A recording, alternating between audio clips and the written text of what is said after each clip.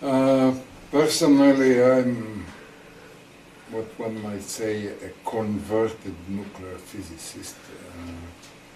Until '86, I was working in low energy nuclear physics, and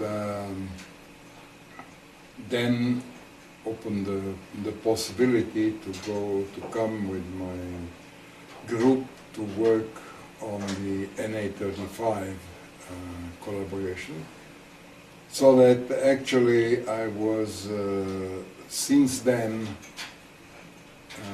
since the first run with heavy ions, I was at CERN and working in this field, which for me was completely new and very interesting, because the idea was that we will open new perspectives in the understanding of nature. So first in Na-35, then in Na-44, and of course in the beginning of the 90s, they started the idea of having a heavy ion experiment at CERN at the LHC, and of course this was very exciting to be part of such a big enterprise, and well, I think at that time many people did not believe that this will work finally. But I'm always an optimist, and I said, okay, it's interesting, and even if it doesn't work, I will learn something new and have new ideas. So this is how I decided to be among the first group of people that was working on Alice. Yeah, actually, well, in my life I tried all the time to get two pillars in my professional life. One is detector builder, and in that sense I was working on the development of cesium iodide photocathodes with Francois Pius, and in what finally became the high momentum particle identification detector of ALICE. And on the other side, of course, always a pronounced interest in the definition of the physics goal, okay?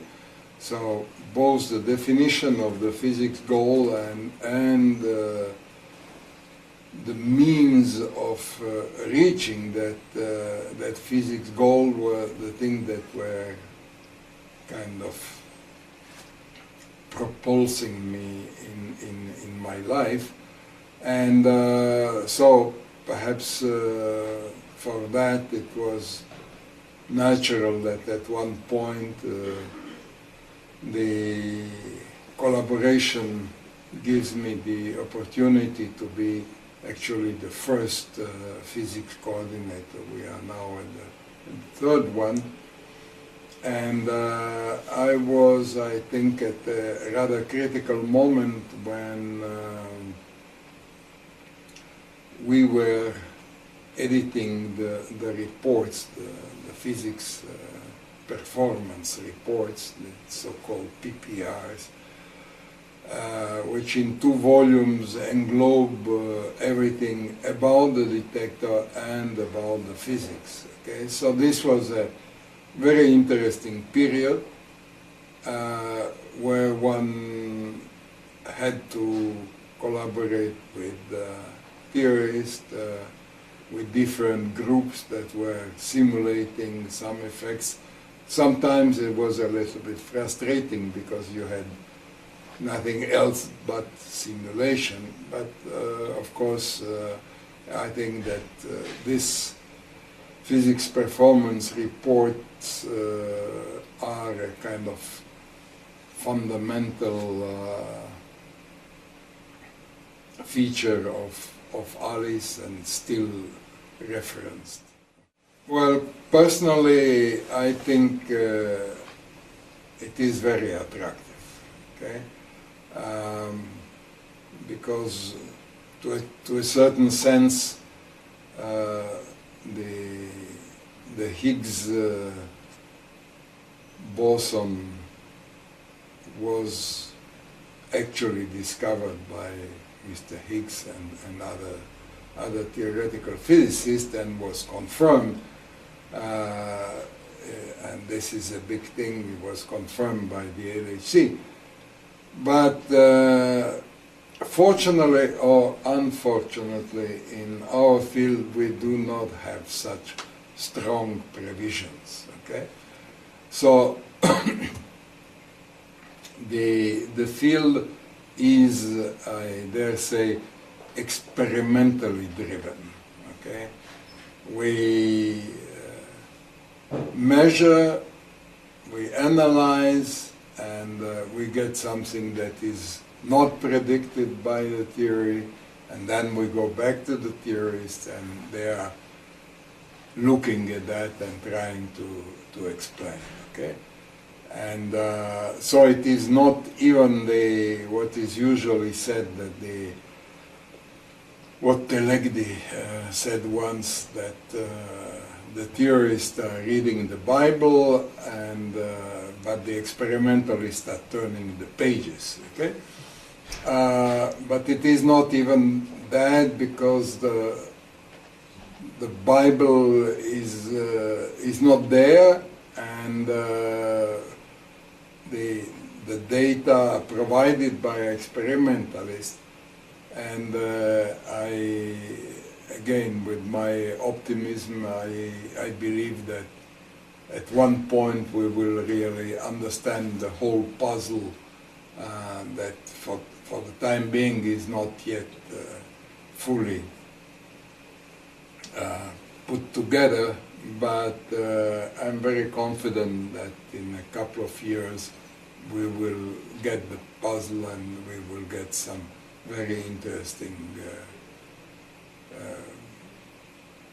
result and information about what we call the quark-gluon plasma. Okay? When you have a kind of organization where you have 1,000 people and many young people, we have more than 300 or probably more PhD students, then this is of course a very big responsibility, and it has always been in the mind of the people who were leading the experiment to take into account this fact that we are searching for something, but of course we have also a responsibility for the young people, right? And I would say that in this 20 years we have been lucky in our choice of spokespersons, okay? Because from the spokesperson, from his human qualities,